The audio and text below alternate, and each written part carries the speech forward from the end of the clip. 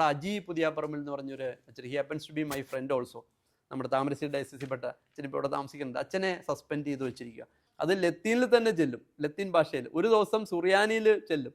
ഈ അറബി ഭാഷ പോലെയാണ് സുറിയാനി, എനിക്ക് കേൾക്കുന്നത് മനസ്സിലാണ്, അറബിയിൽ പറയണ പോലെ. ഇപ്പൊ തന്നെ 21 വൈദികരെ പലരും കുറ്റപ്പെടുത്തുന്നുണ്ട്. ഞാൻ അവരെ സല്യൂട്ട് ചെയ്യും. ധൂപക്കൂറ്റി വീശുന്നതിനുള്ള ഡയറക്ഷൻ ലെഫ്റ്റിൽ നിന്ന് റൈറ്റിലേക്ക്, റൈറ്റിൽ നിന്ന് ലെഫ്റ്റിലേക്ക് കുഴപ്പമില്ല. പക്ഷേ എറണാകുളത്തെ അച്ഛന്മാരും ആളുകളും ഇതിനെ ചോദ്യം ചെയ്തത് തെറ്റാണ് എന്ന് പറഞ്ഞപ്പോൾ ഉടനെ അനുസരണോ എന്നൊക്കെ പറഞ്ഞുകൊണ്ട് ഇവർ കുറേ കാര്യങ്ങളുമായിട്ട് വരുന്നു. സാറ് പറഞ്ഞത് വളരെ ശരിയാണ്. എൻ്റെ മറ്റൊരു ചോദ്യം എന്ന് വെച്ചാൽ, ഈ 50-50 കുർബാന ഏകദേശം 3 വർഷങ്ങൾക്ക് മുമ്പാണ് നമ്മുടെ എറണാകുളം അങ്കമാലി അതിരൂപതയിൽ അടിച്ചേൽപ്പിക്കുന്നത്. 21 അതിനെ നമ്മൾ ശക്തമായി എതിർത്തു. എന്നിരുന്നാലും കുറച്ച് നാളുകൾക്ക് ശേഷം മാർപ്പാപ്പ സന്ദേശമായിട്ട് എഴുത്തിലൂടെയും വീഡിയോയിലൂടെയും അയച്ചിട്ടുണ്ട്. ഇതിന് പിന്നിൽ ഒരുപാട് കള്ളത്തരങ്ങളും നടന്നിട്ടുണ്ട് എന്നുള്ളത് പലർക്കും അറിയില്ല. എല്ലാവരും പറയുന്നത് മാർപ്പാപ്പയെ അനുസരിക്കണം, നമ്മൾ സിനഡിനെ അനുസരിക്കുന്നില്ല, മാർപ്പാപ്പയെ പോലും അനുസരിക്കാത്ത ഒരു അതിരൂപതയാണ് എറണാകുളം അങ്കമാലി അതിരൂപത എന്നാണ് പലരും പറയുന്നത്. ഈ കള്ളത്തരങ്ങൾ എന്തൊക്കെയാണ് എന്ന് അത് പറയാം. ഇത് പറഞ്ഞ വളരെ നല്ലൊരു ചോദ്യമാണ് ചോദിച്ചത്. കാരണം പലരുടെയും ഒരു വിചാരം, നിങ്ങൾ പോപ്പിനെ അനുസരിക്കില്ല. എന്നോട് ചോദിക്കും, ഞാൻ 27 കൊല്ലം കോട്ടയത്ത് എൻ്റെ പ്രൊഫഷനുമായിട്ട് ബന്ധപ്പെട്ട് ഓഫീസിൽ 8 മണിക്കൂർ കഴിഞ്ഞ ഒരാളാണ്. അപ്പോൾ അന്നേരം ചങ്ങനാശ്ശേരി ഡയസിസ് കുറേ പേരുണ്ട്, പാലാ ഡയസിസിൽ നിന്ന് കുറേ പേരുണ്ട്. ഇവരൊക്കെ ചോദിക്കുന്ന കാര്യം, അപ്പോൾ ഈ പ്രോബ്ലം വന്നതിന് മുമ്പ് നമ്മൾ ലിറ്റർജി പ്രശ്നങ്ങളൊക്കെ ഉണ്ടോ, നിങ്ങൾ പലപ്പോഴും നിങ്ങൾ പോപ്പിനെ അനുസരിക്കുന്നില്ലല്ലോ, പോപ്പിനെ അനുസരിക്കുന്നില്ലോ എന്നൊക്കെ പറയും. എന്താണ് ഇതിനകത്തുള്ള ഒരു സ്ട്രക്ചർ എന്ന് പറഞ്ഞ് മനസ്സിലാക്കി തരാം. അതായത് ഈ പറയുന്ന കത്തോലിക്ക സഭയിൽ 23+1 സഭകളാണുള്ളത്. 23+1 എന്ന് പറഞ്ഞാൽ Latin church, major Latin church, that is comprises of 98%. ബാക്കി 2% കംപ്രൈസസ് ഓഫ് 23 ഓറിയൻ്റൽ ചർച്ചസ്, പൗരസ്ത്യ സഭകളെന്ന് പറയും. അതിനകത്ത് ഒന്നാണ് സീറോ മലബാർ ചർച്ച്, വേറെ ഒന്നാണ് സീറോ മലങ്കര ചർച്ച് എന്ന് പറഞ്ഞാൽ നമ്മുടെ നാട്ടിലുള്ളത്. ഇന്ത്യയിൽ 3 ഉള്ളൂ റൈറ്റുകൾ. മൊത്തത്തിൽ ഉള്ളതാണ് ഞാൻ പറഞ്ഞത് ആഗോള കത്തോലിക്ക സഭയിൽ. അപ്പോൾ ഈ ഇതിൻ്റെ ഓറിയൻ്റൽ ചേർച്ചസിൻ്റെ എല്ലാത്തിൻ്റെയും കൂടി അവിടെ ഒരു ഓഫീസുണ്ട്, പൗരസ്ത്യ തിരുസംഘം എന്ന് മലയാളത്തിൽ പറയും. ഇംഗ്ലീഷിൽ അതിന് പറയുന്ന പേര് കോൺഗ്രിഗേഷൻ ഫോർ ഓറിയൻ്റൽ ചേർച്ചസ്, അല്ലെങ്കിൽ ഡൈക്കാസ്ട്രി ഓഫ് ഓറിയൻ്റൽ ചേർച്ചസ്. ഇതാണ്. അതിനൊരു പ്രീഫെക്റ്റ് ഉണ്ട്, ഒരു ഹെഡ് ഉണ്ട്. സാൻഡ്രി എന്ന് പറഞ്ഞ ഒരു ആർച്ച് ബിഷപ്പ് ആയിരുന്നു നേരത്തെ, ഇപ്പോൾ ഗുജറാത്തി എന്ന് പറയും കാർഡിനലാണ്. അദ്ദേഹം അതിൻ്റെ ഹെഡ് ചെയ്തുകൊണ്ടിരിക്കുന്നു. ഇത് നമ്മൾ കുറച്ച് പുറകോട്ട് പോകേണ്ടി വരും. 80s നമ്മുടെ ഇവിടെ നിന്നുള്ള ഒരു 70s 80s ഒരു പ്ലാസിഡ് പൊടിപ്പാറ എന്ന് പറഞ്ഞൊരു കാർമലൈറ്റ് പ്രീസ്റ്റ് ഉണ്ടായിരുന്നു. അദ്ദേഹം 85 മരിച്ചു. അദ്ദേഹം അവിടെ ഈ ഓറിയൻ്റൽ കോൺഗ്രിഗേഷൻ ഫോർ ഓറിയൻ്റൽ ചർച്ചസിൽ വളരെയധികം ലോബി ചെയ്തിരുന്ന ഒരാളാണ് നമ്മുടെ പൗത്തിൽ പിതാവിന് വേണ്ടി. അങ്ങനെ അവിടെ വളരെയധികം ഇവർക്ക് ക്ലൗട്ട് റെഡിയാക്കി എടുത്തു. ഈ പൗത്തിലെ പിതാവ് ഇവിടെ ഇരുന്നുകൊണ്ട് ഈ ഇദ്ദേഹത്തെ വെച്ചുകൊണ്ട് അവിടെ ഒരു ക്ലൗട്ട് റെഡിയാക്കി എടുത്തിട്ടുണ്ട്. അത് എല്ലാവർക്കും അറിയാവുന്ന കാര്യങ്ങളുമാണ്. ഇപ്പോൾ ഈ പ്ലാസ്റ്റിക് പൊടിപ്പാറ എന്ന് പറഞ്ഞ അച്ഛൻ മരിച്ചു, അങ്ങനെ പോയി. പക്ഷെ ആ ലെഗസി ഇന്നും നിലനിൽക്കുന്നുണ്ട്. അതിനുശേഷം ആരവിടെ വന്നാലും ഇന്നും അതിന് ഈ റോമിൽ ഇങ്ങനെയുള്ള കാര്യങ്ങൾ ചെയ്യാൻ വേണ്ടി ഇവർക്ക് ഒരുപാട് ആളുകൾ അവിടെ ലോബി ചെയ്യുന്നുണ്ട്. അപ്പോൾ അതിൻ്റെ വെളിച്ചത്തിൽ പോപ്പിനെ വളരെയധികം തെറ്റിദ്ധരിപ്പിക്കുന്ന, മിസ്ലീഡ് ചെയ്യുന്ന ഒരുപാട് കാര്യങ്ങൾ ഇവർ അവിടെ ഇരുന്നുകൊണ്ട് ചെയ്യുന്നുണ്ട്. നമ്മളിവിടെയുള്ളവർ ആൻറ്റി ചേർച്ചാണെന്നും നമ്മൾ ബ്രേക്ക് അവേ ചെയ്ത് പോകാൻ താല്പര്യപ്പെടുന്നവരാണെന്നും ഇങ്ങനെയൊക്കെയുള്ള ഒരുപാട്. ഇതിനകത്തുള്ളൊരു ഐറണി എന്താണെന്ന് ചോദിച്ചാൽ, ഇപ്പോഴത്തെ പോപ്പ് നമുക്കറിയാം, ഈശോ സഭ, കത്തോലിക്ക സഭയിലെ ഏറ്റവും വലിയ സന്യാസ സഭയാണ് ഈശോ സഭ എന്ന് പറയുന്നത്, Jesuit congregation, SJ, society of Jesus. അതിനകത്ത് പെടുന്ന ഒരു അംഗമാണ് ഈ ഇപ്പോഴത്തെ പോപ്പ്. അദ്ദേഹം വന്ന സമയം മുതൽ 2013 ഫെബ്രുവരിയിലും കണ്ടോ അദ്ദേഹം ഇലക്റ്റഡ് ആവുന്നു. അന്ന് വന്ന സമയം മുതൽ ഇദ്ദേഹം അവിടെ ഏറ്റവും കൂടുതൽ ശ്രദ്ധിച്ചുകൊണ്ടിരുന്നത് ക്ലെൻസിങ് ഓഫ് റോമൻ കുരിയ. അദ്ദേഹം അദ്ദേഹത്തിൻ്റെ പാലസിൽ താമസിക്കുന്ന പോലുമില്ല. അദ്ദേഹം മറ്റുള്ള ഗാർഡിയൻസിൻ്റെ ഒപ്പം തന്നെ ഇരുന്ന് ഭക്ഷണം കഴിക്കുന്നു, അവരുടെ ഒപ്പം തന്നെ അദ്ദേഹം റൂമെല്ലാം ആ ഭാഗത്താണെന്നാണ് ഞാൻ മനസ്സിലാക്കുന്നത്. ഈ പറയുന്ന ഇദ്ദേഹത്തിൻ്റെ പാലസിൽ അദ്ദേഹം ഒറ്റയ്ക്ക് താമസിക്കുന്നു പോലും ഇല്ല എന്നുള്ളതാണ് മനസ്സിലാക്കുക. കാരണം അത്രമാത്രം അദ്ദേഹം ഈ റോമൻ കുരിയെ ക്ലെൻസ് ചെയ്യാൻ വേണ്ടി ശ്രമിക്കുന്നുണ്ട്. പല പ്രധാനപ്പെട്ട കാര്യങ്ങൾ ആളുകളെയും അദ്ദേഹം ഡിസ്പ്ലേസ് ചെയ്തിട്ടുണ്ട്. പല അഴിമതിയുടെ പല ചെറിയ ചെറിയ കാര്യങ്ങൾ ഉണ്ടായിട്ട് പോലും ഇദ്ദേഹം, നമുക്കറിയാം ലാറ്റിൻ ചേർച്ചിൽ പെടുന്ന ഏതെങ്കിലും ഒരു ബിഷപ്പ് ചെറിയൊരു അബറേഷൻ, ചെറിയൊരു ഡീവിയേഷൻ വരുത്തിയാൽ പോലും അവിടെ ആക്ട് ചെയ്യും, ഡിസ്പ്ലേസ് ചെയ്യുകയും ചെയ്യുന്ന ആള് എന്തുകൊണ്ട് ഇത്രയും വലിയ ഇത് നടത്തിയിട്ട് ഇത്രയും വൈകിയാണ് എയർപോർട്ടിൽ വിളിച്ചു വരുത്തിയാണ് റെസിഗ്നേഷൻ മേടിക്കുന്നത് പഴയ മേജർ ആർച്ച് ബിഷപ്പിൻ്റെ. അത് എത്രയോ കാലങ്ങൾക്ക് ശേഷം, വളരെയധികം ശ്രമങ്ങൾ നടത്തിയതിന് ശേഷം പതുക്കെ അദ്ദേഹം ആക്ട് ചെയ്യുന്നുള്ളൂ. ഇത് ഒരു കാര്യം, ഇത് ഓറിയൻ്റൽ ചർച്ച്, ഇത് പൗരസ്ത്യ സഭ ചെയ്തുകൊണ്ട് പ്രത്യേകിച്ച് ഓട്ടോണമി കൊടുത്തിട്ടുള്ള സഭയാണ്. ഇന്നാൾ തന്നെ നമ്മുടെ ഇവിടെ നിന്ന് ഇപ്പോഴത്തെ മേജർ ആർച്ച് ബിഷപ്പൊക്കെ ചെന്നപ്പോഴത്തേക്ക് അദ്ദേഹം പറഞ്ഞ എന്താണ്, നിങ്ങൾ സൂജൂറിസ് എന്ന് പറഞ്ഞാൽ ഓട്ടോണമി ഉള്ള ചേർച്ചാണ്. So you have to decide your things on your platform എന്നാണ് പോപ്പ് പറയുന്നത്. അല്ലാതെ ഒരിക്കലും എൻ്റെ അടുത്തേക്ക് വരികയേ വേണ്ട, ഞാൻ ഇൻ്റർവ്യൂ ചെയ്യേണ്ട ആവശ്യമില്ല, ഇൻ്റർവ്യൂ ചെയ്യുകയില്ല എന്നുള്ള നിലപാട് അദ്ദേഹം എടുക്കുന്നത്. ഇതാണ് ഇവർ മുതലെടുത്തുകൊണ്ട് ഇതുപോലെയുള്ള പ്രചരണങ്ങൾ അയച്ചുവിടുന്നത്. നമുക്കറിയാം ഇന്നാൾ ആൻഡ്രൂസ് പിതാവ് ഒരു ലെറ്റർ, ഒരു മെയിൽ അയച്ചത് തെറ്റി ഞങ്ങളുടെ പള്ളിയിലുണ്ടായിരുന്ന ഒരു അച്ഛനാണ്. നേരത്തെ കൊച്ചച്ഛന് എത്തുകയും ഞങ്ങളുടെ പള്ളിയിൽ സെർവ് ചെയ്തിട്ടുള്ള ഒരു അച്ഛൻ ഇപ്പോൾ വേറെ സ്ഥലത്ത് പഠിക്കാൻ പോയിരിക്കുകയാണ്, വേറെ രാജ്യത്താണ്. അദ്ദേഹത്തിന് കിട്ടുകയും അദ്ദേഹം ഇത് എടുത്ത് നോക്കിയപ്പോഴത്തേക്കും ഇത്രയും വളരെ ഡാമേജിങ് ആയിട്ടുള്ള രീതിയിൽ എഴുതി വെച്ചിരിക്കുന്നത്. ചില ആൻറ്റി ചേർച്ച് ഇതുമായിട്ട് എന്ത് ചെയ്യുന്നു, ജിഹാദി ഫണ്ടഡ്, ഇങ്ങനെ അങ്ങനെ വളരെ മോശമായിട്ടുള്ള രീതിയിലുള്ള കുറേ കാര്യങ്ങൾ എഴുതി വെച്ചിരിക്കുക. അത് സത്യമായിട്ട് ഒരു ബന്ധം പോലും ഇല്ലാത്ത രീതിയിൽ. ഈ 50-50 കാര്യം പറഞ്ഞപ്പോൾ ഒരു കാര്യം കൂടി പറയാനുണ്ട്. കത്തോലിക്ക സഭയിലെ ഒരു ചേർച്ചിലും, ഒരു ഇൻഡിവിജ്വൽ ചേർച്ചിലും, ഒരു വ്യക്തി സഭയിലും ഈ 50-50 എന്ന് പറയുന്നത് ഫോളോ ചെയ്യണമായിട്ട് എൻ്റെ അറിവിലില്ല. ആർക്കെങ്കിലും അങ്ങനെ, അല്ലെങ്കിൽ ലെറ്റ് മീ ബി കറക്റ്റഡ്. അതായത് അഡ് ഓറിയൻറ്റം, അങ്ങോട്ടും തിരിഞ്ഞ് ഫുൾ ടൈം കുർബാന അർപ്പിക്കുന്നു, അല്ലെങ്കിൽ വിശ്വാസികളുടെ ഒപ്പം നിന്ന് കുർബാന അർപ്പിക്കുന്നു. ഈ ബലിയുടെ അർത്ഥതലങ്ങൾ എന്ന് പറയുമ്പോഴേ നമുക്ക് പലപ്പോഴും മൈക്കിളേഞ്ചലോ അല്ലെങ്കിൽ ഡാവിഞ്ചി വരച്ചു വെച്ചിരിക്കുന്ന ആ ലാസ്റ്റ് സപ്പറിൻ്റെ ഇത് കണ്ടിട്ട് ആണ് നിങ്ങളിങ്ങനെ ബലി അർപ്പിക്കുന്നത്, ജന അഭിമുഖം എന്നൊക്കെ പറയുന്നതെന്ന് പറഞ്ഞ് ചില കൽതായ സുഹൃത്തുക്കൾ പരിഹസിക്കുന്ന കേട്ടിട്ടുണ്ട്. അവർക്ക് വേണ്ടിയാണ് പറയുന്നത്. ഞാനൊരു കാര്യം ചോദിച്ചോട്ടെ, നമ്മൾ ഹോളി ഗോസ്പെല്ലിൽ നോക്കിക്കഴിഞ്ഞാൽ, വായിച്ചു കഴിഞ്ഞാൽ നമുക്ക് മനസ്സിലാവും ഈശോ എപ്പോഴാണ് ബലി ഒരു വിരുന്നായിട്ട് സ്ഥാപിച്ചത്? അന്ത്യത്താഴ വേളയിലാണ് അല്ലേ? Last supper. സപ്പർ എന്ന് പറഞ്ഞാൽ എന്താണ്? നമ്മൾ രാത്രി കഴിക്കുന്ന അത്താഴം. അത് എങ്ങനെയാണ് കഴിക്കുന്നത്? നമ്മൾ ഒന്നില്ലെങ്കിൽ ഒരു മേശയുടെ ജോമെട്രിക്കൽ ഷേപ്പാണ് പറയുന്നത്. ഒന്നില്ലെങ്കിൽ സ്ക്വയർ, അല്ലെങ്കിൽ റെക്റ്റാങ്കിൾ, അല്ലെങ്കിൽ ട്രപ്പീസിയം, അല്ലെങ്കിൽ ഹെക്സഗൺ, ഇങ്ങനെ ഒരു രീതി, അല്ലെങ്കിൽ സർക്കിൾ, ഇതൊക്കെ ആയിരിക്കും അല്ലേ ഷേപ്പ്. അങ്ങനെ ഇരുന്നല്ലേ ഫുഡ് കഴിക്കുള്ളൂ. അല്ലാതെ എല്ലാവരും ഒരു ഡയറക്ഷനിൽ ഇരുന്നാണ് ഫുഡ് കഴിക്കുന്നത്. സാധാരണ അങ്ങനെ നമുക്ക് അത് നമ്മളുടെ ഒരു ഇതിൽ നമുക്ക് ഇത് ചെയ്യാൻ പറ്റണില്ല, മനസ്സിലാക്കാൻ പറ്റുന്നില്ല. അപ്പോൾ അവർ അങ്ങനെ രീതി ഇരുന്ന് ഫുഡ് കഴിക്കുമ്പോൾ അതിൻ്റെ ഇടയ്ക്കാണ് കർത്താവ് എന്ത് ചെയ്തത്? അവരുടെ പാദങ്ങൾ കഴുകി. പലപ്പോഴും ഈ ബലിയുടെ വിവാദങ്ങളിൽ നമ്മൾ മറന്നു പോകുന്ന ഒരു കാര്യമുണ്ട്. പാദങ്ങൾ കഴുകലാണ് prerequisite for offering or saying holy mass. അത് ആദ്യം നമ്മൾ മനസ്സിലാക്കാം. ബോണ്ടി തേഴ്സ്ഡേ അല്ലെ പെസഹ ആഴ്ച ഓൾട്ടറിൽ ആഘോഷമായിട്ട് കഴുകണ കാര്യമല്ല ഞാൻ പറയുന്നത്. നമ്മുടെ ദൈനംദിന ജീവിതത്തിൽ നമ്മൾ കാലുകൾ കഴുകുക. ഞാനും അതിനകത്ത് ഫെയിലാവുന്ന ആളാണ്, ഞാനും ഫെയിലാവുന്ന ആ ബോധത്തോടുകൂടി തന്നെ പറയുന്നത്. നമ്മളെല്ലാവരും മിസറബിളി ഫെയിലാവുന്നത് ഈ പാദങ്ങൾ കഴുകണയിലാണ്. എന്ന് പറഞ്ഞാൽ നമ്മൾ പരസ്പരം ചെറുതാവാൻ നമ്മൾ ഒരിക്കലും ഇഷ്ടപ്പെടുന്നില്ല. ഈശോ ചെയ്തെന്താണ്? അന്ന് അടിമകൾ ചെയ്തുകൊണ്ടിരുന്ന പണി ചെയ്തപ്പോൾ സ്ലീഹന്മാർ കണ്ണ് ഇതാവുകയാണ്. എന്താണ്, അവർക്ക് ഭയങ്കര അമ്യൂസിങ് ആയിട്ട് തോന്നി. അതിൽ ഒരു പീറ്റർ, നമ്മുടെ പത്രോസ്ലിയ വെട്ടി തുറന്ന് പറയുകയും ചെയ്തു, നീ എൻ്റെ പാദങ്ങൾ കഴിയാൻ ഞാൻ സമ്മതിക്കില്ല എന്ന് പറയുന്ന ഒരു രംഗം നമ്മൾ അന്ന് വായിക്കുന്നതാണ് പെസഹ ആഴ്ച അല്ലേ. അതുപോലെ ഉള്ള കാര്യം ചെയ്തിട്ട് ഈശോ അവർക്ക് എക്സ്പ്ലെയിൻ ചെയ്ത് കൊടുത്തു, എന്താണ് ഞാൻ ചെയ്തത് എന്ന് പറഞ്ഞ് മനസ്സിലാക്കി കൊടുത്തു. അതിനുശേഷമാണ് ഈശോ ബലി വിരുന്നായിട്ടാണ് സ്ഥാപിക്കുന്നത്.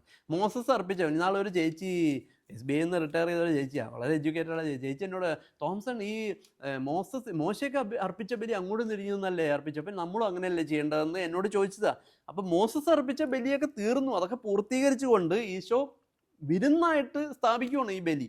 ഈ വിരുന്നായിട്ട് സ്ഥാപിക്കപ്പെട്ട ഈ ബലി നമ്മൾ അച്ഛൻ, ശുശ്രൂഷ പൗരോഹിത്യമുള്ള വൈദികൻ, രാജകീയ പൗരോഹിത്യം, ഈശോയുടെ പൊതു പൗരോഹിത്യത്തിൽ അംഗങ്ങളായ അൽമായരും ഒരുമിച്ചിരുന്നല്ലേ അർപ്പിക്കേണ്ടത്. അതല്ലേ അതിൻ്റെ ഭംഗി, അല്ലാതെ വേറെ ഒന്നും അതിനകത്തില്ല. ഈ ഹോളി മാസ് വേഴ്സസ് പോപ്പുലം, വിശ്വാസികളോട് ഒരുമിച്ചിരുന്ന് നമ്മളെ വിശ്വാസ സമൂഹം, വാറ്റിക്കൻ കൗൺസിൽ സഭയെ ഡിഫൈൻ ചെയ്യുന്നത് എക്ലസിയ എന്നാണ് അല്ലേ. നമുക്കറിയാം എക്ലസിയ എന്ന് പറഞ്ഞാൽ ദോസ് ഹു ഹാവ്, അത് ഗ്രീക്ക് വേർഡാണ്, those who have been called. എങ്ങോട്ട് കോൾ ചെയ്തത്? Those who have been called to the holiness of God the father. പിതാവായ ദൈവത്തിൻ്റെ വിശുദ്ധിയിലേക്ക് വിളിച്ചു കൂട്ടപ്പെട്ടവരുടെ സമൂഹമാണ് ഈ ഇതെന്നാ പറയുന്നത് സഭ. കത്തോലിക്ക സഭേനെ ഡിഫൈൻ ചെയ്യുന്നത് അങ്ങനെയാണ്. അതുവരെ പല തെറ്റിദ്ധാരണകളും പല രീതിയിലും അനോമലീസും ഉണ്ടായിരുന്ന സഭേനെ മൊത്തത്തിലൊന്ന് ക്ലെൻസ് ചെയ്തെടുത്തു ഈ വാറ്റിക്കൻ കൗൺസിൽ. അങ്ങനെയാണ് ഇങ്ങനെ ഒരു കോൺസെപ്റ്റ് വരുന്നത്. ഇതിനകത്ത് 3 എൻറ്റിറ്റീസാണ് പറയുന്നത്. 1 ക്ലർജിമൻ, 2 റിലീജിയസ്, 3 ലേ പീപ്പിൾ. റിലീജിയസ് എന്ന് പറഞ്ഞാൽ സന്യാസ സഹോദരങ്ങളും സഹോദരികളും, അച്ഛന്മാരും അതിനകത്ത് പെടും. ക്ലർജിമൻ. അപ്പോൾ ഇങ്ങനെ 3, ഈ ക്ലർജിമൻ്റെ പ്രാധാന്യം വരുന്നത് ഈ they are anointed to administer sacraments and sacramentals. അതാണ് അവരുടെ പ്രിവിലേജ്. അതാണ് ലേമനിൽ നിന്ന് അവരെ വ്യത്യസ്തമാക്കുന്നത്. അതുകൊണ്ട് തന്നെ നമ്മൾ അവരെ ബഹുമാനിക്കണം. തീർച്ചയായിട്ടും they need to be respected. അവരെത്ര ഇത് ചെയ്താൽ, നമ്മളിപ്പോൾ ഈ പറയുന്ന ബിഷപ്പ്മാരുടെ പല കാര്യങ്ങളും പറയുമ്പോഴും ഞാൻ അവരോടുള്ള എല്ലാ ബഹുമാനവും നിലനിർത്തിക്കൊണ്ടാണ് പറയുന്നത്. നമ്മൾ ഒരിക്കലും അവരെ അബ്യൂസ് ചെയ്തൊന്നും ചെയ്യില്ല. ഞാൻ അവർക്ക് പരിശുദ്ധാത്മൻ നിറവുണ്ടാവട്ടെ എന്ന് പ്രാർത്ഥിക്കുകയോ ചെയ്യുന്നു, അല്ലാതെ ഒരിക്കലും നമ്മൾ അവരെ അബ്യൂസ് ചെയ്യുന്നില്ല. പക്ഷേ ഈ ഒരു കാര്യം ഡസൻ മീൻ ദാറ്റ് മറ്റുള്ള കാര്യങ്ങളിൽ ഇമ്മ്യൂണിറ്റി അവർക്ക് ഉണ്ടെന്ന് അല്ല അതിൻ്റെ അർത്ഥം. പലരും പറയും, അത് അവർ ചെയ്തിട്ടുണ്ടെങ്കിൽ അവരെ അനുഭവിക്കട്ടെ. നമ്മൾ ആരെ അനുഭവിക്കാനോ അനുഭവിപ്പിക്കാനോ ഒന്നുമല്ല നമ്മൾ ശ്രമിക്കുന്നത്. നമ്മൾ അതിരൂപതയിലുണ്ടായ വലിയൊരു അപചയത്തെ നമ്മൾ അഡ്രസ്സ് ചെയ്യാതെ പോയാൽ വരും തലമുറകൾക്ക് എന്ത് മെസ്സേജാണ് നമ്മൾ കൊടുക്കുന്നത്? ഇതിനകത്ത് ഒരു പ്രധാനപ്പെട്ട കാര്യമുണ്ട്. ലോകത്തിൻ്റെ ധാർമ്മിക ശബ്ദമാണ് കത്തോലിക്ക സഭ എന്നാണ് നമ്മൾ പഠിപ്പിക്കുന്നത്, അല്ലേ? നമ്മൾ കത്തോലിക്ക സഭ മെമ്പേഴ്സായിട്ടുള്ള നമ്മളെല്ലാം അങ്ങനെയാണ് പറയുന്നതും നമ്മൾ പ്രൊമോട്ട് ചെയ്യുന്നതും. Ethical cum moral force of the world എന്നാണ് സഭയെ പറ്റി നമ്മൾ അല്ലാത്ത ആളുകളോട്, സഭയിലല്ലാത്തവരോട് നമ്മൾ പറയുന്നത്. ഈ ധാർമ്മികത ഇവിടെ നഷ്ടപ്പെടുമ്പോൾ എങ്ങനെ ധാർമ്മിക ശബ്ദമായിട്ട് നമുക്ക് നിലകൊള്ളാൻ പറ്റുന്നത്? അതാണ് ചോദ്യം. അതാണ് അവിടുത്തെ ചോദ്യം. നിങ്ങൾ ഇത്രയും വലിയൊരു ഇത് വന്നു. എൻ്റെ സഹോദരങ്ങളെ, നമുക്ക് അഖിലിനോട് ഞാൻ പറയുന്നത്, നമുക്ക് ഇതിനകത്ത് ലാപ്സസ് വരാം, മനുഷ്യരാണ്. പക്ഷെ ആ ലാപ്സസ് കണ്ടെത്തുകയും റെക്ടിഫൈ ചെയ്യുകയും ചെയ്യണം. അവിടെയാണ് നമ്മളുടെ മഹത്വം, അല്ലേ? സാധാരണ ഒരു മനുഷ്യൻ പോലും നമ്മൾ പറയും ആ റെക്ടിഫിക്കേഷൻ പ്രോസസ്സ് നടക്കാതെ പോവുകയും അതിന്മേലെ ആക്ട് ചെയ്യേണ്ട സുപ്രീം ഡിസിഷൻ മേക്കിംഗ് ബോഡി വളരെ മ്യൂട്ടായിട്ട് നിൽക്കുകയും അല്ലെങ്കിൽ ഇതിനെ സപ്പോർട്ട് ചെയ്യുകയും ചെയ്യുമ്പോൾ ഇത് ചൂണ്ടിക്കാണിക്കുന്ന ആളുകളെ മുഴുവൻ വിമതരെന്ന് പറയണതിൽ എന്താണ് അർത്ഥം? അങ്ങനെ ഒരു വാക്ക് തന്നെ ഇല്ല. നമ്മുടെ ലോക്കൽ ചാനൽസിനെ നമുക്ക് മനസ്സിലാക്കാം. അവരെ സംബന്ധിച്ചിടത്തോളം അവർക്കൊന്നുമില്ല, ഇത് വേറൊരു ഇൻസ്റ്റിറ്റ്യൂഷനായിട്ടാണ് അവർ കാണുന്നത്. ഒരു സ്ഥാപനം, കത്തോലിക്ക സഭയുടെ ഒരു സ്ഥാപനമായിട്ട് കാണുമ്പോൾ അവർ വിമതരെന്നൊക്കെ പറയാം. അല്ലാതെ സഭയുടെ അകത്തുള്ള ആളുകൾ ഒരിക്കലും ഒരു വിമത വൈദികർ അങ്ങനെ ഒരു സംഗതി ഇല്ല. ഞങ്ങളുടെ വൈദികരെ ചെയ്ത തെറ്റെന്താ? ഇത് ശരിയല്ല പിതാവേ, ഇത് എന്താണ് സംഭവിച്ചത് എന്ന് പറ, ഞങ്ങൾ അതിന് പിതാവിൻ്റെ ഒപ്പം നിൽക്കാം എന്ന് ആദ്യം പറയുകയും പിതാവ് അതിനോട് വളരെയധികം അരകൻ്റോടുകൂടി പെരുമാറിയപ്പോൾ അവർ കുറച്ച് പുറം ലോകത്തേക്ക് പറയേണ്ട ഗതികേട് വന്നു. ഇപ്പം തന്നെ 21 വൈദികരെ പലരും കുറ്റപ്പെടുത്തുന്നുണ്ട്. ഞാൻ അവരെ സല്യൂട്ട് ചെയ്യും. കാരണം അവർ സത്യത്തിന് വേണ്ടി നിലകൊണ്ടു. ഇവരിൽ പല ആളുകളും ബിഷപ്പ്മാരാവാൻ കാൻഡിഡേറ്റ്സ് ആയിട്ടുള്ളവരുണ്ട്. 21 പേരുടെ കാര്യമല്ല പറയണത്, എറണാകുളം അതിരൂപതയിലെ പല വൈദികരും. അപ്പം അന്നേരം അവരെല്ലാം അവരുടെ ആ ക്ലറിക്കൽസ് അല്ലെങ്കിൽ കരിയർ ഗ്രോത്ത് എല്ലാം അങ്ങനെ ചിന്തിക്കാൻ പാടില്ല എന്നുള്ളത് നമുക്കറിയാം. പക്ഷേ എങ്കിലും പോലും ഞാനൊരു ലേമാൻ പോയിന്റ് ഓഫ് വ്യൂ പറയുകയാണ്, അതെല്ലാം ഫോർസേക്ക് ചെയ്തുകൊണ്ട്, അതെല്ലാം കളഞ്ഞുകൊണ്ടാണ് അവർ ഇതിനു വേണ്ടി രംഗത്തേക്ക് വരുന്നത്, ഇല്ലേ? അപ്പോൾ അന്നേരം അങ്ങനെയുള്ള കാര്യങ്ങൾ നമ്മൾ എപ്പോഴും ഓർക്കണം. അപ്പോൾ എന്താണ് ശരിക്കും സ്വയം ശൂന്യവൽക്കരിക്കലാണ് ഈശോയുടെ ശിഷ്യന്മാർ ചെയ്യേണ്ടത്, അല്ലേ? എല്ലാ ശിഷ്യന്മാരും മാമോദീസയിലൂടെ അംഗത്വമെടുക്കുകയും സൈര്യലവനത്തിലൂടെ കൺഫേംഡ് ആവുകയും ചെയ്യുന്ന ആ ഒരു പ്രോസസ്സിൽ കൂടി പോകുമ്പോൾ നമ്മളെല്ലാം ഈ അനുദിന കുരിശുകളും എടുത്ത് ഈശോയെ അനുഗമിക്കാൻ നമ്മൾ ബാധ്യസ്ഥരാണ്.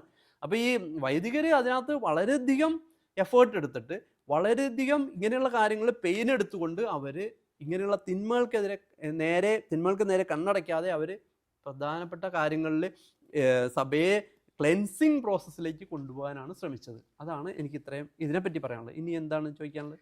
നമ്മൾ ബാഗ്ദാദിലെ സിറിയൻ സഭയിൽ നിന്ന് കടമെടുത്തതാണ്. പലർക്കും അറിയാത്തൊരു വസ്തുതയായിരിക്കാം. അവിടുത്തെ ആർച്ച് ബിഷപ്പ് ലൂയിസ് സാക്കോ ഈ പുരോഹിതനോട് ചോദിച്ചു, നിങ്ങളുടെ സഭയിൽ ഒരുപാട് പ്രശ്നങ്ങൾ ഇപ്പോഴും നടക്കുന്നുണ്ട്. ഞങ്ങളുടെ സഭ അൾത്താരാഭിമുഖമായിരുന്നു കുർബാന, എന്നാൽ ഞങ്ങൾക്ക് തിരിച്ചറിവ് ലഭിച്ചു, ഞങ്ങൾ ഇപ്പോൾ ജനാഭിമുഖ കുർബാനയാണ്. നമ്മൾ കടമെടുത്ത ആ ലിറ്റർജിയുടെ ഉത്ഭവമായിരുന്ന സിറിയൻ ലിറ്റർജി ബാഗ്ദാദിൽ ഇപ്പൊ അവിടുത്തെ ആർച്ച് ബിഷപ്പ് ലൂയിസ് സാക്കോ ജനാഭിമുഖം തിരിച്ചറിവ് ലഭിച്ചുകൊണ്ട് ജനാഭിമുഖമാക്കി. സാറ് പറഞ്ഞ വാക്കുകൾ വളരെയധികം ഇൻസ്പയറിംഗ് ആണ്. സാർ ഒരുപാട് ഇതിനെപ്പറ്റി റിസർച്ച് ചെയ്തിട്ടുണ്ട്. കുറച്ച് കാര്യങ്ങൾ ഇവിടെ നിന്ന് ലിസ്റ്റ് ഡൗൺ ചെയ്തുകൊണ്ട് വന്നു, വേറെ ഒന്നുമല്ല. നമ്മുടെ ഈ കൽതായ സുഹൃത്തുക്കളുടെ ഞാൻ പറഞ്ഞല്ലോ പല ഗ്രൂപ്പുകളിലും ഞങ്ങളുണ്ടെന്ന്. അപ്പോൾ അതിനകത്തൊക്കെ ഇങ്ങനെയുള്ള അച്ഛന്മാരും ഉണ്ട്, അൽമാരും ഒക്കെ ഉണ്ട്. അപ്പോൾ അവരെല്ലാം പറയുന്ന ചില കാര്യങ്ങളിൽ ചില അബറേഷൻസ് ഞാൻ ചൂണ്ടിക്കാണിക്കാൻ ശ്രമിക്കുകയാണ്. ഫോർ എക്സാമ്പിൾ, പ്രധാനപ്പെട്ട കാര്യം നമ്മുടെ വിശ്വാസ പ്രമാണം. നമ്മൾ എൻ്റെ ഓർമ്മ ശരിയാണെങ്കിൽ 89 വരെ എറണാകുളം അതിരൂപതയിൽ ചൊല്ലിക്കൊണ്ടിരുന്ന 86 വരെ അവിടെയും ചൊല്ലിക്കൊണ്ടിരുന്ന ടെസ്റ്റിൽ അപ്പോസ്റ്റൽസ് ക്രീഡായിരുന്നു ചൊല്ലിക്കൊണ്ടിരുന്നതെന്നാണ് എൻ്റെ ഓർമ്മ ശരിയാണെങ്കിൽ. പഴയ ടെസ്റ്റ് വളരെ അപ്പീലിംഗ് ആയിരുന്നു കേട്ടോ, വളരെയധികം നല്ല ടെസ്റ്റ് ആയിരുന്നു. കാരണം ആബേലച്ചൻ്റെ നല്ല നല്ല പാട്ടുകളും മിനിമം ടൈം, ദിവസങ്ങളിൽ അരമണിക്കൂറേ കുർബാനയുടെ ഡ്യൂറേഷൻ വരുന്നുള്ളൂ. ഞായറാഴ്ച 1 മണിക്കൂർ, ഒബ്ലിഗേഷൻ ഡേയ്സിൽ 1 മണിക്കൂർ, അങ്ങനെ നല്ല പാട്ടുകൾ, എന്ത് രസകരമായ പാട്ട്. ഞാൻ ഇന്നും അതിങ്ങനെ ചെറിഷ് ചെയ്യും, അന്നത്തെ പാട്ടുകളും നല്ല കുർബാനയുടെ ടെസ്റ്റും എല്ലാം. ഓക്കെ, അപ്പോൾ ഇത് കഴിഞ്ഞ് 86-ൽ ഇവർ നൈസിയൻ ക്രീഡ് കേട്ടണമെന്ന് പറഞ്ഞു. Nicene creed is little bit lengthier. Nicene ക്രീഡിൽ ഇന്ന്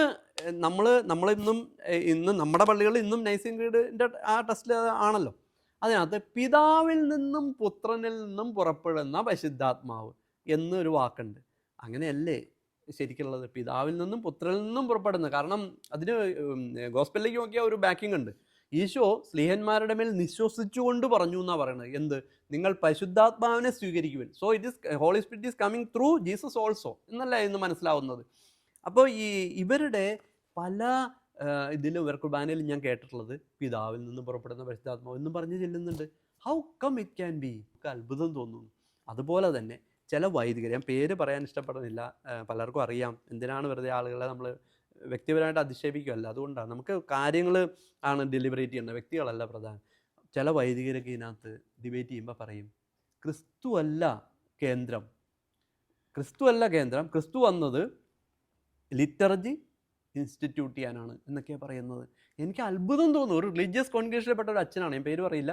ആ അച്ഛൻ ഇങ്ങനെ എനിക്ക് അയച്ചൊരു മെസ്സേജ്, ഞാൻ ഒരു ഗ്രൂപ്പിൽ ഇട്ട ഒരു മെസ്സേജിന് കൗണ്ടർ ചെയ്തുകൊണ്ട് പറയും ക്രിസ്തു അല്ല കേന്ദ്രം എന്ന് പറഞ്ഞാൽ അവിടെ തന്നെ തീർന്നു. ക്രിസ്തുവാണ് ക്രൈസ്തവൻ്റെ, ഇറസ്പെക്റ്റീവ് ഓഫ് കാത്തലിക് അല്ലെങ്കിൽ ഏതെങ്കിലും ക്രിസ്ത്യൻ ഡിനോമിനേഷൻ ഏതായാലും അവരുടെ കേന്ദ്രം ക്രിസ്തുവാണ്. അതുപോലെ സെയിൻറ്റ് തോമസ് ദ അപ്പോസ്തലിന് ഒരു ഭയങ്കര പ്രാധാന്യം കൊടുക്കും. ഞാനൊരു ചോദ്യം ചോദിച്ചോട്ടെ. സെയിൻറ്റ് തോമസ് ദ അപ്പോസ്തൽ ഇവിടെ വന്നെന്നും മോമസ് മുക്കിയെന്നൊക്കെ നമ്മൾ ട്രഡീഷണലായിട്ട് വിശ്വസിക്കുന്നുണ്ട്. Okay, let it be there. ആരെങ്കിലും എന്തെങ്കിലും സെയിൻറ്റ് തോമസ് അപ്പോസ്തൽ ഇവിടെ വന്നിട്ടില്ലെന്ന് പ്രൂവ് ചെയ്താൽ നമ്മുടെ വിശ്വാസം പോകും? ഇല്ലല്ലോ. സെയിൻറ്റ് തോമസ് പോലെ എൻ്റെ പേട്രൺ സെയിൻറ്റ്, എനിക്ക് വളരെയധികം ഇഷ്ടമുള്ള സെയിൻറ്റാണെന്ന് ഞാൻ പറയാൻ കാരണം ഈശോയുടെ അപ്പോസ്റ്റൽസിനകത്ത് നമുക്ക് അവനോടൊപ്പം പോയി മരിക്കാം എന്ന് പറഞ്ഞ ഒരേ ഒരു സ്നേഹമേ ഉള്ളൂ. അത് അർത്ഥം മനസ്സിലാക്കിയിട്ടാണോ പറഞ്ഞതെന്ന് അറിയില്ല, ബാക്കി എല്ലാവരും പേടിക്കുമ്പോഴും അങ്ങനെ പറഞ്ഞ ഒരാളാണ്. അതുകൊണ്ട് തന്നെ സെയിൻറ്റ് തോമസ് അപ്പോസ്റ്റൽ എനിക്ക് ഭയങ്കര ഇഷ്ടമാണ്. പക്ഷേ സെയിൻറ്റ് തോമസ് അപ്പോസ്റ്റൽ ഇവിടെ ഇന്ത്യയിൽ വന്ന് നമ്മുടെ പൂർവികരെ മാമസ് മുക്കി എന്നുള്ളതിനേക്കാളൊക്കെ ഉപരി seed of faith has been zone, അതായത് വിശ്വാസത്തിൻ്റെ വിത്ത് ഇവിടെ വിതയ്ക്കപ്പെട്ടു എന്നുള്ളതാണ് പ്രാധാന്യം. ആ വിശ്വാസത്തിൻ്റെ വിത്ത് നമ്മൾ വലുതാക്കിക്കൊണ്ട് നമ്മുടെ മറ്റുള്ള ആളുകളെ നമ്മൾ ഈശോയിലേക്ക് അടുപ്പിക്കുക എന്നുള്ളതല്ലേ നമ്മുടെ മുമ്പിലുള്ള മിഷൻ, നമ്മുടെ ചലഞ്ച്. അപ്പം ഇങ്ങനെയുള്ള കാര്യങ്ങൾ ഒരുപാട് അബറേഷൻസ് വരുന്നു. ഇനി വേറൊരു കാര്യം കൂടി പറയാം. സ്വർഗസ്ഥനായ ഞങ്ങളുടെ പിതാവേ എന്നുള്ള പ്രാർത്ഥന, ഈശോ ആകെ പഠിപ്പിച്ചൊരു പ്രാർത്ഥന അതാണെന്നാണ് നമ്മൾ ഗോസ്പലിൽ മനസ്സിലാവുന്നത്. ഈ പ്രാർത്ഥനയിൽ അതിൻ്റെ വേർഡിങ്ങുകൾ വ്യത്യാസപ്പെടുത്തുകയാണ് 86-ലെ റിവിഷനിൽ ഇവർ ചെയ്തത്. എന്തിനാണ് അത് ചെയ്യുന്നത് എനിക്ക് മനസ്സിലാവുന്നില്ല. അതുപോലെ തന്നെ വേറൊരു പ്രധാനപ്പെട്ട കാര്യം, നമ്മളെല്ലാം പഠിച്ചതും, ഞങ്ങളൊക്കെ 10ാം ക്ലാസ് വരെ കാറ്റിസം പഠിച്ചുള്ളൂ. അന്നത്തെ കാലത്ത് 10ാം ക്ലാസ് വരെ ഉള്ളൂ കാറ്റിസം. അതുകൊണ്ട് കാറ്റിസത്തിലൊക്കെ ഞങ്ങളെ പഠിപ്പിച്ചിട്ടുള്ളതും അന്ന് നമുക്ക് പറഞ്ഞു തന്നിട്ടുള്ളതും വേർഡ്സ് ഓഫ് കോൺസെക്രേഷൻ, കൂദാശ വചനങ്ങൾ ഉച്ചരിക്കപ്പെടുമ്പോൾ, ഒരു ഓർഡൈൻഡ് പ്രീസ്റ്റ് കൂദാശ വചനങ്ങൾ ഉച്ചരിക്കുമ്പോഴാണ് ഈശോയുടെ ശരീരവും രക്തവുമായി മാറുന്നത്, അപ്പവും മെയ്യും എന്നാണ് നമ്മളെ പറഞ്ഞ് പഠിപ്പിച്ചിട്ടുള്ളത്. പക്ഷേ പിന്നീട് 86-ൽ ഇവരുടെ ടെസ്റ്റിൽ പരിശുദ്ധാത്മാവിനെ വിളിച്ച് പ്രാർത്ഥിക്കുമ്പോഴാണ് അത് പൂർണ്ണമാകുന്നതെന്ന് പറഞ്ഞ് അവർ പറയുന്നു. എന്തിനാണ് അങ്ങനെ ചെയ്യുന്നതെന്ന് എനിക്ക് മനസ്സിലാവുന്നത്. ഇനി ധൂപക്കൂറ്റി വീശുന്നതിനുള്ള ഡയറക്ഷൻ ലെഫ്റ്റിൽ നിന്ന് റൈറ്റിലേക്ക്, റൈറ്റിൽ നിന്ന് ലെഫ്റ്റിലേക്കാണ് ഞാനും ഒരു കുറച്ച് നാൾ ഓൾട്ടർ ബോയൊക്കെ ആയിരുന്നു. അന്നേരം ഞങ്ങളൊക്കെ അങ്ങനെ ചെയ്തിട്ടുള്ളത്, ഞങ്ങൾ കണ്ടിട്ടുള്ളതാണ്. പക്ഷേ കുറച്ച് നാളുകളായിട്ട് കാണുന്ന ഒരു പ്രധാനപ്പെട്ട കാര്യം വെർട്ടിക്കലായിട്ട് ധൂപക്കൂറ്റി വീശുന്നു. പിന്നെ പാട്ടമണി, നമ്മുടെ ഈ ഗ്രൂപ്പിലുള്ള പല ആളുകളും പാലയപ്പെട്ട ആളുകളൊക്കെ ഉണ്ട്, പല ഡയസിസിൽപ്പെട്ടവർ, അവരൊക്കെ പറഞ്ഞ പാട്ടമണി. എനിക്ക് ആദ്യം ഇത് മനസ്സിലായില്ല എന്താ സംഭവം എന്ന്. പിന്നെയാണ് മനസ്സിലാവുന്നത്, പണ്ട് നമ്മുടെയൊക്കെ പള്ളികളിൽ പെരുന്നാൾ വരുമ്പോൾ ഒരു ദിവസം ലാറ്റിൻ മാസ് ചെല്ലും, അത് ലത്തീനിൽ തന്നെ ചെല്ലും, ലത്തീൻ ഭാഷയിൽ. ഒരു ദിവസം സുറിയാനിയിൽ ചെല്ലും. ഈ അറബി ഭാഷ പോലെയാണ് സുറിയാനി, എനിക്ക് കേൾക്കുന്നത് മനസ്സിലാണ്, അറബിയിൽ പറയണ പോലെ. അത് അറിയാവുന്ന സുറിയാനി അറിയാവുന്ന ഒരു ദിവസം സീറോ മലങ്കരയിൽപ്പെട്ട ഒരു കുർബാന ചെല്ലും. ഈ 3 റേറ്റുകളിലെ ആളുകളെ പരിചയപ്പെടുത്താൻ വേണ്ടി. അപ്പൊ ഈ സീറോ മലങ്കരയിൽപ്പെട്ട കുർബാനയിലും ഇതുപോലെ ഇങ്ങനെ എന്താ കുലുക്കണതൊക്കെ നമ്മൾ കാണുന്നുണ്ട്, കണ്ടിട്ടുണ്ട് വർഷങ്ങൾക്ക് മുമ്പ്. അതിലേക്കാണ് നമ്മൾ കൊണ്ടുപോകുന്നത് ഇങ്ങനെ. പിന്നെ ഹോളി വെസ്റ്റ്മെൻസ്, അത് വേറൊരു പ്രധാനപ്പെട്ട കാര്യം. നമ്മൾ ഈ കാസ്, പലരുടെയും തെറ്റായിട്ടുള്ള ഒരു വിചാരമാണ് കാസക്ക്, അതായത് ഹോളി വെസ്റ്റ്മെൻസ് അല്ല, വിശുദ്ധ തിരുവസ്ത്രം അല്ല അത്. കാസക്ക് എന്ന് പറയുന്നത് ഉടുപ്പാണ്. തിരുവസ്ത്രം എന്ന് പറയുന്നത് കൂദാശകൾ പരിഗമനം ചെയ്യുമ്പോൾ അവരിടുന്ന ഉടുപ്പിനെയാണ് തിരുവസ്ത്രം എന്ന് പറയുന്നത്. നമ്മൾ ഹോളി വെസ്റ്റ്മെൻസ് ഈ ഫ്രണ്ടിൽ ഇങ്ങനെ തുറന്നു കിടക്കുന്ന ഉടുപ്പാണ് ഇന്ന് അച്ഛന്മാരിടുന്നത്, നമ്മുടെ ഡയസിസിലടക്കം. ഞങ്ങളുടെ അച്ഛന്മാരോട് ഞാൻ ചോദിക്കാറുണ്ട്, നിങ്ങൾ എന്ത് ഇത് ഇടുന്നത്, മറ്റത് ഇട്ടാൽ എന്താ? അതൊന്നും ഇടാൻ പോലെ, അത് ലത്തീൻകാരുടെ എന്നാ പറയണം എന്നും പറഞ്ഞാൽ അവർ ഭയങ്കര കാര്യമായിട്ട് അല്പം സർക്കാസ്റ്റിക് ആയിട്ട് എന്നോട് പറയും. പക്ഷെ നിങ്ങളൊന്ന് ആലോചിച്ച്, എത്ര നല്ല ഭംഗിയായിരുന്നു ആ ഉടുപ്പ്, ഈ ഗോത്തിക് സ്റ്റൈൽ ഉടുപ്പ് അല്ലേ, ഗോത്തിക് എന്നല്ലേ പറയും. നമ്മുടെ അച്ഛന്മാർ ഇന്നാൾ വരെ ഇടുമായിരുന്നു, ഇപ്പം ഇടില്ല. ചങ്ങനാശ്ശേരി പണ്ടേ തന്നെ ഇങ്ങനെ മുമ്പിൽ തുറന്നു കിടക്കണേ, എന്താ കാര്യം അങ്ങോട്ട് തിരിഞ്ഞു നിൽക്കുന്നു, അപ്പോൾ ഇത് കാണുന്നില്ല. ഈ ഫ്രണ്ട് ഇങ്ങനെ തുറന്നു കിടക്കാൻ മഹാവൃത്തികേട. അല്പം വയറുള്ള ഒരച്ഛനാണെങ്കിൽ അത് ഭയങ്കര ഓക്വേർഡായിട്ട് തോന്നും. അപ്പോൾ ഈ കാഴ്ചയിലുള്ള കാര്യങ്ങളും പ്രാധാന്യമുണ്ട്. കാരണം നമ്മളൊരു വൈദികനെയല്ല നമ്മളവിടെ കാണുന്നത്, വൈദികനിലൂടെ ഒരു ബലിപീഠത്തിൽ ഈശോ പ്രത്യക്ഷപ്പെടുകയാണ് അവിടെ നടക്കുന്നത്, അല്ലേ? അതല്ലേ ബലി, കാലത്തല്ലേ അർപ്പിച്ച ബലിയുടെ പുനരാവിഷ്കരണമാണ് സഭ പഠിപ്പിക്കുന്നത്, ഓരോ ബലി. അല്ലാതെ മറ്റേ ടാബർനാക്കിളിലേക്ക് നോക്കിക്കേണ്ട ആവശ്യമില്ല. ടാബർനാക്കിളിലുള്ള സംഗതിയാണ് ഇവിടെ ഈശോയുടെ ശരീരവും ഇതുമായിട്ട് മാറുന്നത്, അപ്പം മീഞ്ഞുമായിട്ട് മാറുന്നത്. അത് തന്നെയാണ് ഈശോയുടെ ശരീരവും രക്തമാണ് ടാബർനാക്കിളിൽ ഇരിക്കുക. ടാബർനാക്കിൾ എന്ന് പറഞ്ഞാൽ സക്രാരി. ഓക്കെ, പിന്നെ പുളിപ്പുള്ള അപ്പം എന്നൊക്കെ പറഞ്ഞ് ഇങ്ങനെ ഓരോ ദിവസവും പുതിയ പുതിയ കാര്യങ്ങളാണ് നമുക്ക് കാണാനായിട്ട് ഇടയാവുന്നത്. സത്യം പറഞ്ഞാൽ ടിപ്പ് ഓഫ് ദ ഐസ്ബർഗ് എന്ന് പറയും. Tip of the iceberg. ഈ ടിപ്പ് ഓഫ് ദ ഐസ്ബർഗ് എന്ന് പറഞ്ഞാൽ എന്താണ്? വലിയ ഐസ്ബർഗ് ഉണ്ട് കടലിൻ്റെ അടിയിൽ കാണുന്നത്, പക്ഷെ ഉള്ളിലാണ് അതിൻ്റെ ഒരുപാട് കാര്യങ്ങൾ കിടക്കുന്നത്. പുറമേ ഉള്ളത് കുറച്ചേ ഉള്ളൂ.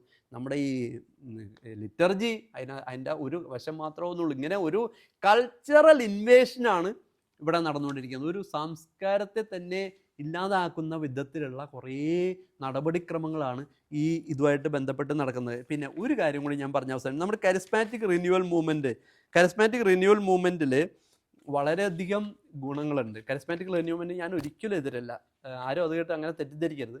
കരിസ്മാറ്റിക് റിന്യൂവൽ മൂവ്മെൻറ്റ് തുടങ്ങിയത് 1967 ടെമ്പസ്റ്റ് ഓഫ് ദ ചേർച്ച്, സഭയിലെ ഒരു കൊടുങ്കാറ്റ് എന്ന് പറഞ്ഞ് രണ്ടാം വത്തിക്കാൻ കൗൺസിൽ കൺക്ലൂഡ് ചെയ്ത് 2 കൊല്ലത്തിന് ശേഷമാണ്. അമേരിക്കയിലാണെന്ന് എനിക്ക് എൻ്റെ എൻ്റെ അറിവ് ശരിയാണെങ്കിൽ അവിടെയാണ് ഒറിജിനേറ്റ് ചെയ്യുന്നത്. ഈ കരിസ്മാറ്റിക് റിന്യൂവൽ മൂവ്മെൻറ്റ് വളരെ നല്ല രീതിയിൽ നമ്മുടെ ഇന്ത്യയിൽ 70s വന്നു.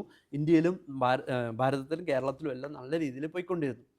ഇവിടെ പോയിക്കൊണ്ടിരുന്ന ഈ സംഗതി 1990 ഈ നമ്മുടെ VC മുരിങ്ങൂർ അവർ ഇത് ഏറ്റെടുത്തതോടുകൂടി അതിൻ്റെ ഡയറക്ഷൻ വേറെ രീതിയിലേക്ക് പോകണം. ഈശോയോട് സ്ലീഹന്മാർ ചോദിക്കുന്ന ഒരു സംഗതിയുണ്ട്, എന്താണെന്നറിയോ? ഈ മനുഷ്യൻ അന്ധനായി ജനിച്ചത് അവൻ്റെ പാപം നിമിത്തമാണോ അവൻ്റെ മാതാപിതാക്കന്മാരുടെ പാപം നിമിത്തമാണോ എന്ന് ചോദിക്കുന്ന ഒരു രംഗമുണ്ട്. ഏത് കൃത്യം വേഴ്സ് പറയാനെന്നുള്ള അറിവ് എനിക്കില്ല, ഹോളി സ്ക്രിപ്ചർ ഞാൻ അത്ര എക്സ്പേർട്ടൊന്നുമല്ല. പക്ഷേ ഈ സംഭവം ഉണ്ട്, നിങ്ങൾ എവിടെയെങ്കിലും കേട്ടതായിട്ട് ഓർക്കണ്ടാവും. ഇങ്ങനെ ഒരു അന്ധനായ മനുഷ്യനെ കണ്ടപ്പോൾ ഈ മനുഷ്യൻ അന്ധനായി ജനിച്ചത് ഇവൻ്റെ പാപം നിമിത്തമാണോ ഇവൻ്റെ മാതാപിതാക്കന്മാരുടെ പാപം നിമിത്തമാണോ എന്ന് ചോദിക്കുന്ന ഒരു രംഗമുണ്ട്. ഈശോ എന്തായാലും ഉത്തരം പറഞ്ഞത് നമുക്ക് എല്ലാവർക്കും അറിയാം, അല്ലേ? അഖില് ശ്രദ്ധിച്ചിട്ടുള്ളത്? ഈശോ പറഞ്ഞ ഉത്തരം എന്താണ്? ഇവൻ്റെ പാപം നിമിത്തമല്ല, ഇവൻ്റെ മാതാപിതാക്കന്മാരുടെ പാപവും നിമിത്തമല്ല, ദൈവത്തിൻ്റെ പ്രവൃത്തികൾ അവനിൽ പ്രകടമാകേണ്ടതിനാണ് എന്ന ഒരു ഉത്തരം. അതെന്താണെന്ന് എനിക്കും പൂർണ്ണമായിട്ട് പറയാൻ അറിയില്ല. ഡിവൈൻ പ്രൊവിഡൻസ് ആണ്. ദൈവത്തിൻ്റെ പ്രവൃത്തികൾ അവനിൽ പ്രകടമാകേണ്ടതെന്ന് പറയും കർത്താവ് ഉദ്ദേശിച്ചത് എന്താണെന്ന് എനിക്ക് മനസ്സിലാകുന്നത് ഡിവൈൻ പ്രൊവിഡൻസ് എന്നുള്ള കാര്യം എടുക്കാം. പക്ഷെ ഒരു കാര്യം, ആദ്യം പറഞ്ഞ ഭാഗം വളരെ പ്രസക്തമാണ്. ഇവൻ ആരുടെയും പാപം നിമിത്തം ഇങ്ങനെ വന്ന് ശാപം, പാപം, ശിക്ഷ ഇങ്ങനെയുള്ള കാര്യങ്ങളിലെല്ലാം വിടുതലായിരുന്നു ഈശോ ചെയ്തത്.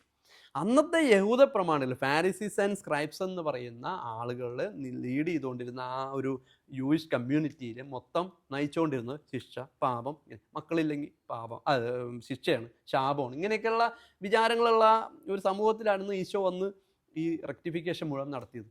ഇന്ന് പലപ്പോഴും നമ്മുടെ കരിസ്മാറ്റിക് പ്രീച്ചേഴ്സ് നമുക്ക് വളരെ വിഷമം തോന്നാറുണ്ട്. അതിൽ പലരും അച്ഛന്മാരുമാണ്, ഓർഡൈൻഡ് പ്രീസ്റ്റുമാണ്. അവരിങ്ങനെയുള്ള രീതിയിൽ ഇതിനെ ഇൻ്റർപ്രിറ്റ് ചെയ്യാനൊക്കെ ശ്രമിക്കാറുണ്ട്. അതൊക്കെയാണ് നമുക്ക് ഒരിക്കലും അങ്ങനെ അക്സെപ്റ്റബിൾ അല്ലാത്ത കാര്യം. അത് ഞാൻ ഇപ്പോൾ ഇവിടെ പറയാൻ കാര്യം, ഈ സംഭവങ്ങളെല്ലാം നടന്നപ്പോഴും നമ്മുടെ ഈ കരിസ്മാറ്റിക് പ്രീച്ചേഴ്സ് വളരെ സൈലൻ്റ് ആയിട്ടിരുന്നു, അല്ലേ? ഒരു കുഴപ്പമില്ല. പക്ഷേ എറണാകുളത്തെ അച്ഛന്മാരും ആളുകളും ഇതിനെ ചോദ്യം ചെയ്തത് തെറ്റാണ് എന്ന് പറഞ്ഞപ്പോൾ ഉടനെ അനുസരണം എന്നൊക്കെ പറഞ്ഞുകൊണ്ട് ഇവർ കുറേ കാര്യങ്ങളുമായിട്ട് വരുന്നു. അനുസരണം ബലിയേക്കാൾ ശ്രേഷ്ഠം എന്ന് പറഞ്ഞ് എല്ലാവരും പറയുന്നുണ്ട്. പഴയനിയമത്തിൽ എപ്പോഴാണ് സാവൂള് രാജാവ് ദാവീദ് രാജാവിനോട് പറയുന്ന ഒരു രംഗം നമുക്ക് അറിയാൻ പാടില്ലാത്തവരൊന്ന് വായിച്ചിട്ട് അതിനെപ്പറ്റി പറയാൻ നടന്നാൽ നല്ലതായിരിക്കും. അത് അവിടെ നിൽക്കട്ടെ, ഞാൻ അതിനെപ്പറ്റി ഇപ്പോൾ പറയുന്നില്ല, അത് കുറച്ച് ലെങ്തിയാണ്. എനിക്കും അതിനെ കൗണ്ടർ ചെയ്ത് പറയാൻ ഗോസ്പിളിൽ നിന്ന് തന്നെ കിട്ടും. ബലിയല്ല, കരുണയാണ് ഞാൻ ആഗ്രഹിക്കുന്നതെന്ന് ഈശോ പറഞ്ഞിട്ടുണ്ട്. അതിൻ്റെ അർത്ഥം ബലി വേണ്ടെന്നാണോ? അപ്പോൾ ലിറ്ററലി ബൈബിൾ ഒരിക്കലും മനസ്സിലാക്കാൻ ശ്രമിക്കരുത് എന്ന് ഒരു കാര്യം കൂടി ഞാനിവിടെ പറയാൻ ശ്രമിക്കുകയാണ്. ഇവിടെ കരിസ്മാറ്റിക്കാരുടെ ഒരു റെഫറൻസ് പറയാൻ കാരണം അവർ ഇങ്ങനെയുള്ള കാര്യങ്ങളിൽ ഒരു കാര്യവും പറയാതെ ഇരുന്നെങ്കിൽ കുഴപ്പമില്ല. പക്ഷേ ഇത് ചൂണ്ടിക്കാണിക്കുന്നതും എറണാകുളത്തെ വൈദികരെ ഡോക്കിലാക്കണത്തിൽ ഇവർ പ്രവർത്തിച്ചപ്പോൾ അതിനെതിരെ നിലപാടെടുക്കുന്ന ആളുകളെയും വൈദികരെയും എല്ലാം ഇവർ എന്താണ്ടും ഭയങ്കര വലിയ ഒരു അനുസരണക്കേടും വളരെയധികം ഈവിൾ സ്പിരിറ്റ് ഓറിയൻറ്റഡ് ആയിട്ടുള്ള ആളുകളാണ് എന്നുള്ള രീതിയിൽ ചില കരിസ്മാറ്റിക് പ്രീച്ചേഴ്സ് എങ്കിലും സംസാരിച്ചതായിട്ട് നമ്മൾ കേട്ടു. അവസാനിപ്പിക്കാൻ മുമ്പ് ഒരൊറ്റ കാര്യം കൂടി, സഭ എന്ന് പറഞ്ഞാൽ ഒരു ഇൻസ്റ്റിറ്റ്യൂഷനും കൂടിയാണ്, സംശയമൊന്നുമില്ല, ഒരു സ്ഥാപനവും കൂടിയാണ്. പക്ഷേ സ്ഥാപനം മാത്രമല്ല, നമ്മൾ ഓർക്കേണ്ട കാര്യം അതാണ്. സഭ എന്ന് പറഞ്ഞാൽ നേരത്തെ പറഞ്ഞ പോലെ ഈ മിസ്റ്റിക്കൽ ബോഡി ഓഫ് ക്രൈസ്റ്റ് ആണ്, ഈശോയുടെ മൗതിക ശരീരമാണ്. അതിനകത്ത് 3 എൻറ്റിറ്റീസ് ആണുള്ളത്. സഭയിൽ ക്രിസ്തു ദർശനങ്ങൾ എന്നെല്ലാം താഴത്തേക്ക് പോയിട്ടുണ്ടോ അന്നെല്ലാം അപചയങ്ങൾ ഉണ്ടായിട്ടുണ്ട്. നമുക്കറിയാം മധ്യശതകങ്ങളിൽ നടന്ന കാര്യങ്ങൾ, റോമൻ ഇൻക്വിസിഷൻ പോലെയുള്ള കാര്യങ്ങളൊക്കെ നമുക്കറിയാം. അതുപോലെയുള്ള കാര്യങ്ങളിലേക്ക് സഭയെ തള്ളിവിടുകയല്ല നമ്മൾ വേണ്ടത്. ഇപ്പോൾ തന്നെ ഇവിടെ എന്താണ് അച്ഛന്മാരെ സസ്പെൻഡ് ചെയ്യുന്നു, അവരെ ട്രയൽ നടത്താൻ വേണ്ടി കോടതി ഉണ്ടാക്കുന്നു എന്നൊക്കെ പറഞ്ഞാൽ നമ്മുടെ അജി പുതിയാപ്പറമ്പിൽ എന്ന് പറഞ്ഞൊരു അച്ഛൻ, he happens to be my friend also, നമ്മുടെ താമരശ്ശേരി ഡയസിസിൽ പെട്ട അച്ഛൻ ഇപ്പോൾ ഇവിടെ താമസിക്കുന്നുണ്ട്. അച്ഛനെ സസ്പെൻഡ് ചെയ്ത് വെച്ചിരിക്കുക. എന്ത് കാര്യത്തിനാണ് സസ്പെൻഡ് ചെയ്തത്? ഞങ്ങൾക്ക് ആർക്കും പിടികിട്ടിയിട്ടില്ല. അച്ഛൻ ചെയ്തതിൽ എത്രയോ മടങ്ങ് ഗ്രാവിറ്റിയുള്ള തെറ്റുകൾ ചെയ്ത ആളുകൾ ഇന്നും അവിടെ ഉണ്ട്. നമ്മുടെ ഈ ലാൻഡ് സെയിലുമായിട്ട് ബന്ധപ്പെട്ട കാര്യങ്ങളിൽ എന്തുകൊണ്ടാണ് 21 വൈദികർ അവിടെ കയറി വന്ന് അവിടെ ഇതുപോലെ പ്രവർത്തിക്കേണ്ട ഒരു അവസ്ഥ വന്നത്? കൂരിയയിൽ മെമ്പേഴ്സായിട്ട് ഇപ്പോൾ ബോസ്കോ പിതാവ് പോണതിന് മുമ്പ് വെച്ച ആളുകൾ എങ്ങനെയാണ് നമുക്ക് ജസ്റ്റിഫൈ ചെയ്യാൻ പറ്റുന്നത്? കാരണം ടെയിൻറ്റഡ് ആയിട്ടുള്ള അച്ഛന്മാരെ പിടിച്ച് കീ പൊസിഷനിൽ വെച്ച് കഴിഞ്ഞപ്പോഴത്തേക്ക് നാച്ചുറൽ ഉണ്ടാവുന്ന ഒരു ധാർമ്മിക രോഷമുണ്ട്. അതുപോലെ തന്നെ വേറൊരു ഇതിനകത്തുള്ള ചോദ്യം, ബോസ്കോ പിതാവ് ഇപ്പോൾ റിസൈൻ ചെയ്ത് മാറിയ സമയത്ത് പറഞ്ഞത് സെപ്റ്റംബറിലേ ഞാൻ റെസിഗ്നേഷൻ കൊടുത്താണെന്ന് പറയുന്നു.